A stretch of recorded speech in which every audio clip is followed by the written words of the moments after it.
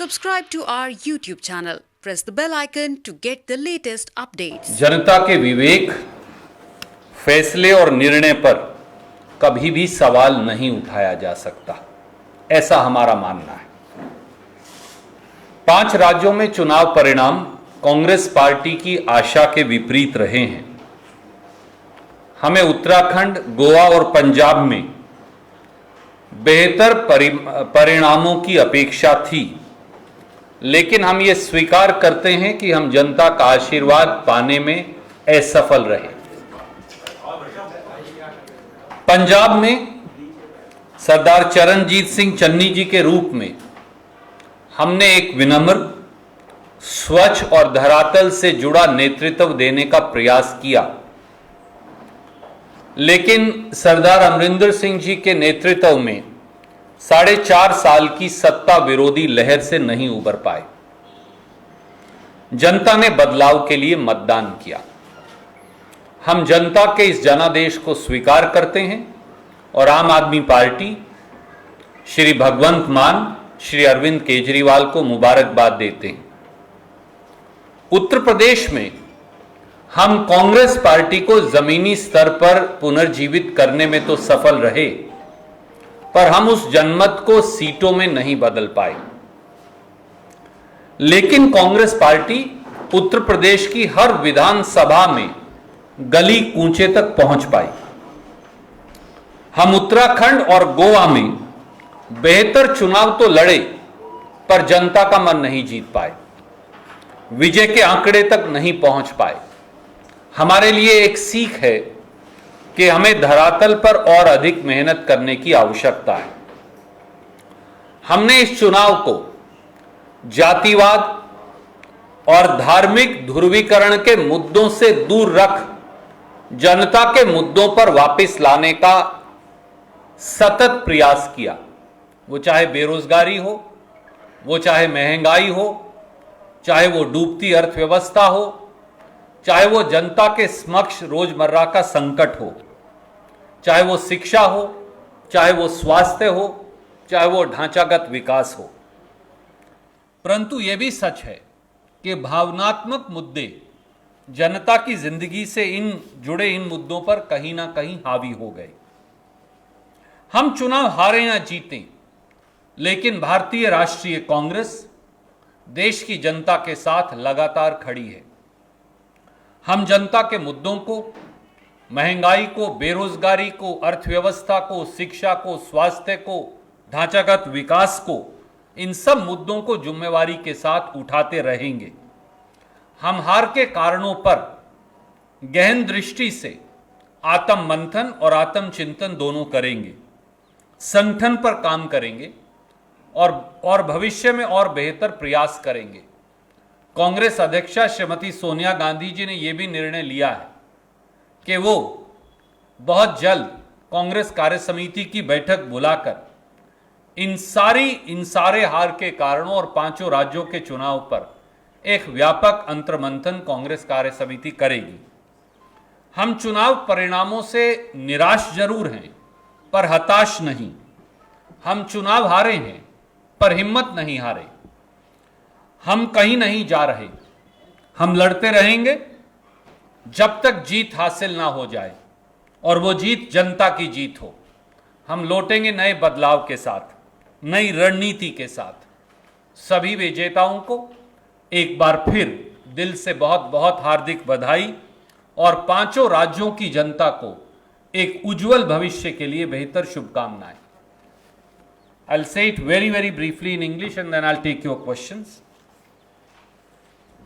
I take this opportunity to extend our felicitations to all the political parties and individuals who have achieved success in the elections to the 5 election-going states. In democracy, the decision of people is the ultimate evolution or evocation of their will. And we completely bow before in the people's court.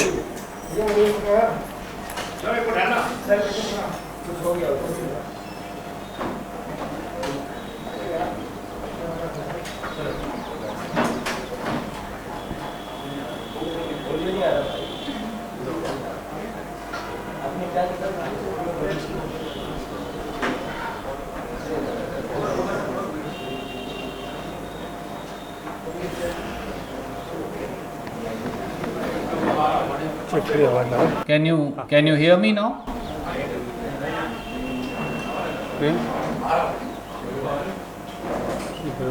Are you getting audio? Check 1, 2, 3, 4. Okay. I'll say it again for our friends who understand English. Indian National Congress take this opportunity to extend our felicitations to all the political parties and individuals who have won the elections in the 5 election going state. In democracy, the decision of people is ultimate, and we bow our head before the verdict that people of these 5 election going states have given. It's a fact that the results of the 5 election going states are not as per our expectations. We expected far better results in Goa, in Uttarakhand and in Punjab. And we accept that we have not been able to completely win the trust of people of these states. In Punjab, Congress Party presented a new leadership in Sardar Charanjit Singh Channi, who is son of the soil, comes from a very humble background, is honest and dedicated to the cause of people of Punjab. But the entire incumbency of 4.5 years under Sardar Amrinder Singh, we could not overcome. People voted for a change, and we congratulate for Punjab the Aam Aadmi Party, Sardar Bhagwant Mann, as also Shri Arvind Kejriwal. In Uttar Pradesh, we were able to resurrect and revive the Congress Party up to the grassroots in every village and in every town of Uttar Pradesh. But it's a fact that that resurrection and the fight, determined fight that the Congress Party put up has not got converted into seats in this election. We did fight a determined, we did put up a determined fight in Uttarakhand and Goa, but we could not achieve the mark of victory. And that's a lesson that we will learn to work harder as also alongside the people. Indian National Congress stood out as a party in these elections which ensured that the issues of division, of hatred, of religious polarization and of caste division, vis-a-vis the issues that we put up of runaway inflation, of unemployment, of a sinking economy, of better infrastructure, of better health and education. It does seem that the emotional issues did overtake these fundamental issues affecting the life of people. Whether we win or lose an election, Indian National Congress stands in solidarity with people of India. We shall continue to espouse and champion people's voice vis-a-vis the issues of unemployment, of inflation, of those affecting their lives, of sinking economy, issues relating to creation of better and better placed infrastructure, be it in the field of education, health, power or other sectors. And we shall continue to work with people. We are disappointed, but we are determined to work back with the people of India, as also to resurrect ourselves from the grassroots by having a detailed introspection. Very soon, Honorable Congress President Shrimati Sonia Gandhi will be calling a meeting of the Congress Working Committee to discuss threadbare all the issues which which affected us in the 5 election going states. Once again, I take this opportunity to congratulate all the winners in all the 5 election going states. I also thank all the Congress leaders and workers in the 5 election going states for the hard work, zeal and dedication that they worked to make the party a success, although we haven't succeeded. I also extend my best wishes to people in these 5 states for a better future, for working with the new governments. Any questions? I'm happy to take one by one. Okay. I'll come back to you. एक उत्तर प्रदेश से, एक पंजाब से।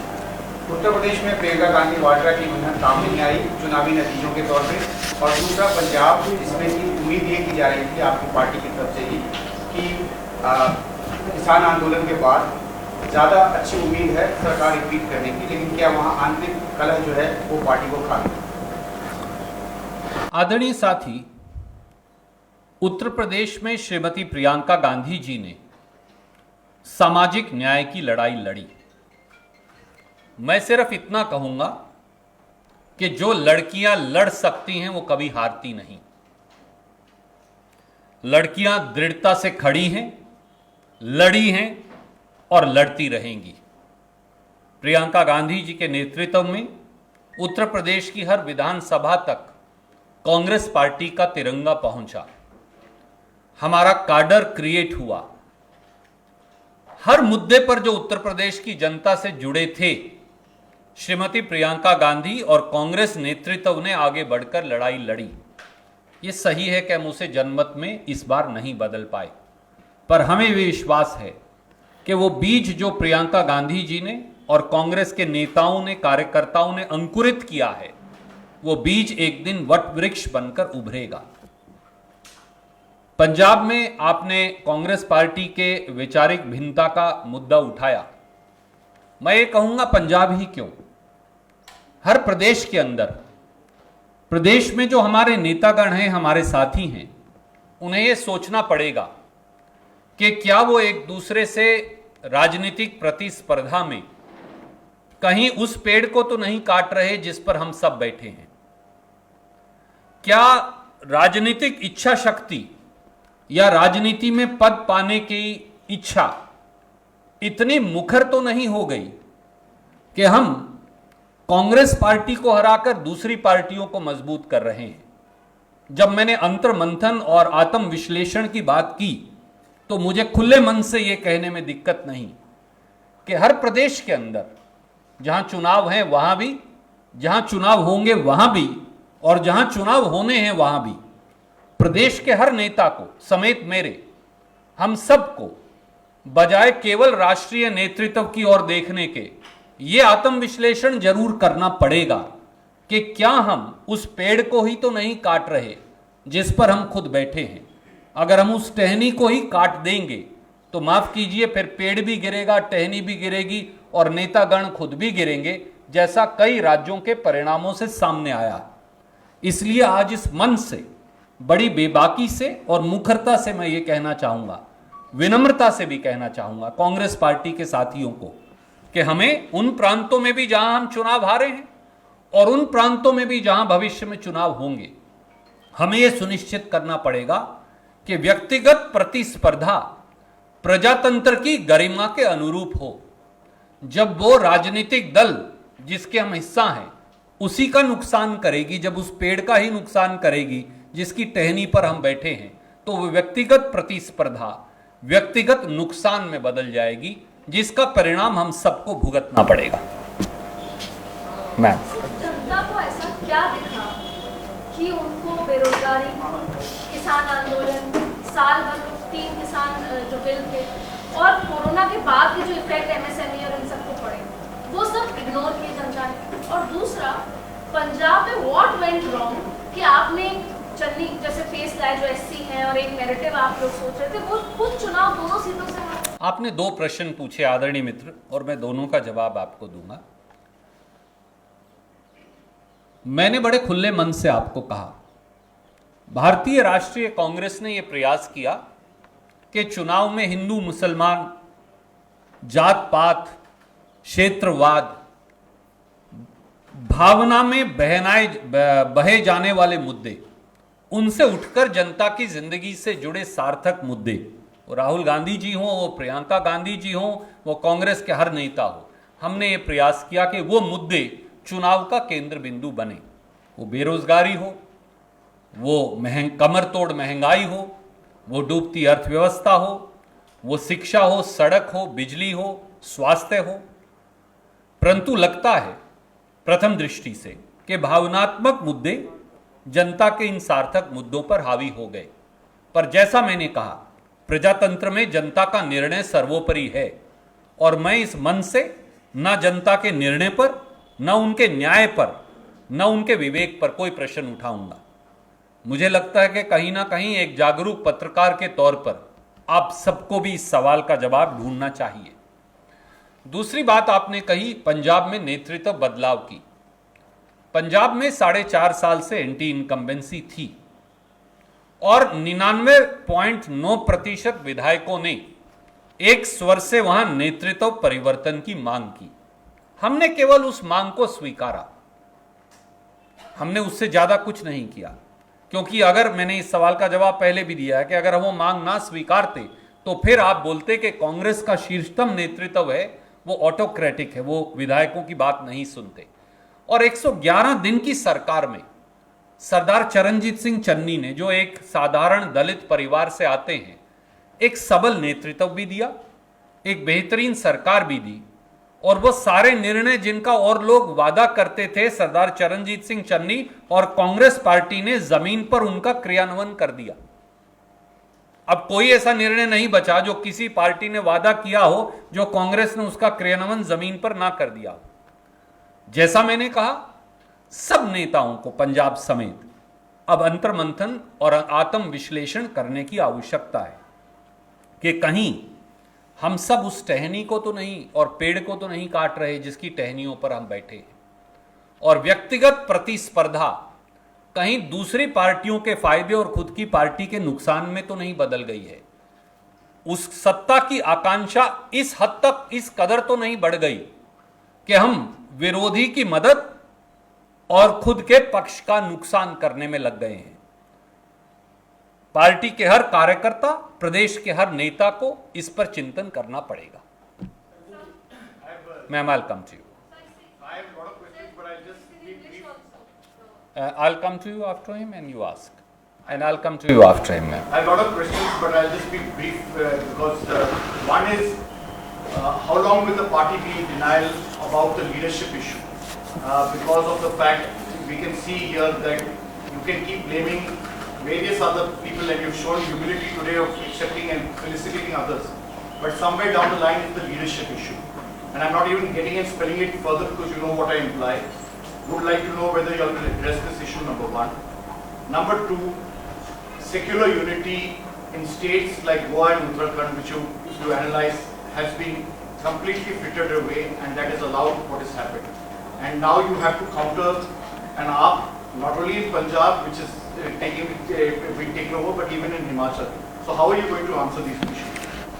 My dear friend, today perhaps is not the day to minutely introspect, examine and immediately answer each one of your issues. I am not undermining anything that you are saying. Congress President Srimati Sonia Gandhi ji within hours will be calling, very shortly she will be calling a meeting of the Congress Working Committee, where all these issues will be discussed threadbare. We have to do course correction. We have to introspect. We have to find a way ahead. And we have to ensure that people-centric issues continue to be relevant in our democracy. For if people's issues are dead, then that day will be the death knell for our democracy also. Forget about the Congress party. Congress party, Rahul Gandhi ji, Srimati Priyanka Gandhi ji, Congress leadership, we stood out in these 5 elections despite the fact that I am humble in my defeat. But we stood out for a fact. that if there was one political party that was raising people's issues and saying, let's move away from issues purely based on emotions, religious polarization, caste divisions, regional polarization, to issues that affect this country today, be it health, be it education, be it road and electricity infrastructure, be it availability of jobs, be it quality of education, be it runaway inflation, be it sinking of economy. We put them at center stage. Yes, I concede we have not succeeded today, but my temporary failure to put these issues in imagination of people of the 5 states is not a failure of these issues. These are issues that affect lives of people of these 5 states, as also rest of India, as also you and me, everybody sitting in this room. So we need to re-introspect and we need to re-examine and reimagine these issues as also ourselves. And Congress Working Committee will provide a way forward. Can I go to her and then I'll come back to you? Yes, sir. After her, I'll go to her and then I'll come back to you. On the issue of this, what you're saying that every Congress person has to replace. My friend, I have already answered it, but I will very briefly restate it. Some friends, including Uma Shankar ji and Sunil ji and many other friends, asked a question vis-a-vis the leadership issues of Punjab. And I said, why Punjab alone? In these all 5 states, as also in the states that are going to go to polls, the leaders in the state who are the real face of the party on the ground, in every assembly there is a candidate of the Congress party who fights. In every district and block there is an office bearer of the party and more than one. In every state there are PCC, CLP leaders and many other prominent leaders. Each one of us, forget about the just relying upon the leadership of the Congress party at the center. Bereft of that, each one of the state leaders need to seriously introspect, re-examine, rethink, and answer for himself or herself whether the war of positions between themselves, and that includes the person sitting on this dais also, both of us, whether the war of position among ourselves is undermining the position of the party to an extent where we end up helping the cause of our opposition and where we end up causing loss to the Congress party. Whether the war has become, or the differences of opinion, or the quest for positions has become so bitter that we are harming or cutting the very tree that the Congress people are sitting upon. That's a question that each one of us will need to introspect, think over and answer, not only in Punjab, not only in Uttarakhand, not only in Goa, but across the country. Yes, sir. Sir, इस चुनावों को लोकसभा चुनाव के semifinal के तौर पर भी देखा जा रहा था.